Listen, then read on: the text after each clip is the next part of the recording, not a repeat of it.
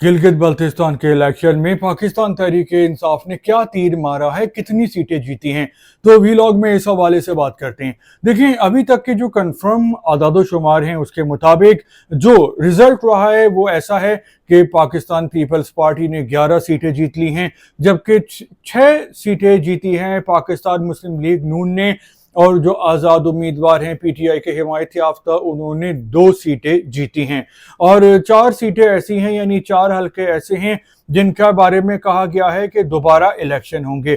जबकि जो पीटीआई के चेयरमैन हैं बैरिस्टर गौहर साहब, तो उन्होंने कहा है कि पीटीआई 10 सीटें जीत चुकी है, लेकिन उसका जो नतीजा है वो बदल दिया गया है और उसको हरवा दिया गया है। तो इस बात में कितना वजन है? देखें, बात यह है कि एक ज़माना था 2013 का, जब पाकिस्तान तहरीक इंसाफ को सपोर्ट मिलना शुरू हुई इस्टेब्लिशमेंट से।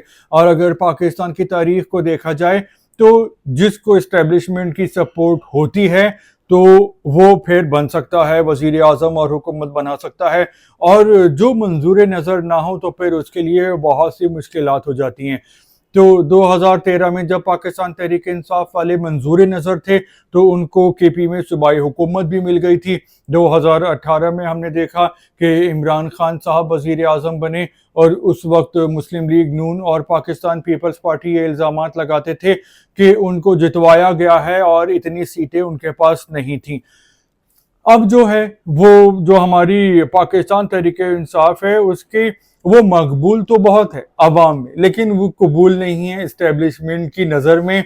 तो उसको जो भी वोट बैंक पड़ता है या अगर वो जो भी जीतती है तो हो सकता है कि वो सब कुछ सामने ना आ सके, क्योंकि इस वक्त शहबाज शरीफ साहब ने इस्टेब्लिशमेंट को बहुत खुश रखा हुआ है।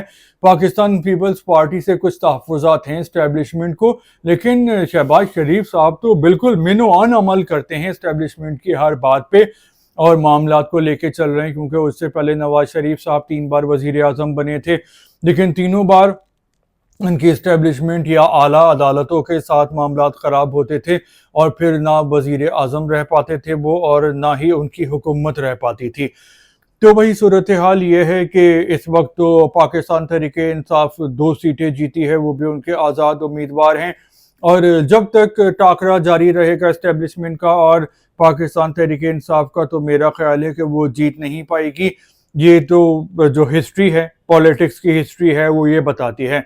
और इमरान खान साहब भी 5 अगस्त 2023 से जेल के अंदर हैं, और तमाम उन्होंने कोशिश करके देख ली, चालें चल के देख ली, लेकिन अभी तक उनके लिए मुश्किलात आसानी में नहीं बदली है। और जो पीटीआई के सपोर्टर्स हैं अब तो वो भी ठंडे पड़ गए हैं। हम देखते हैं कि कॉल दी जाती है पीटीआई के लिए, अडियाला जेल के बाहर आए एहतजाज कर रहे हैं खान साहब के लिए, लेकिन मुश्किल से 100-200 लोग इकट्ठे होते हैं।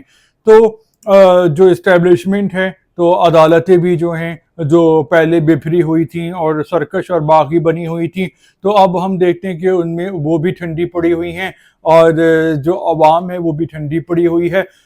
क्योंकि जिन्होंने 9 मई किया था उनकी फुटेज की मदद से उनको शनाख्त किया गया और उनको गिरफ्तार किया गया, सजाएं हुई हैं 20-20 साल की, और 10-10 लाख रुपए के जुर्माने हुए हैं।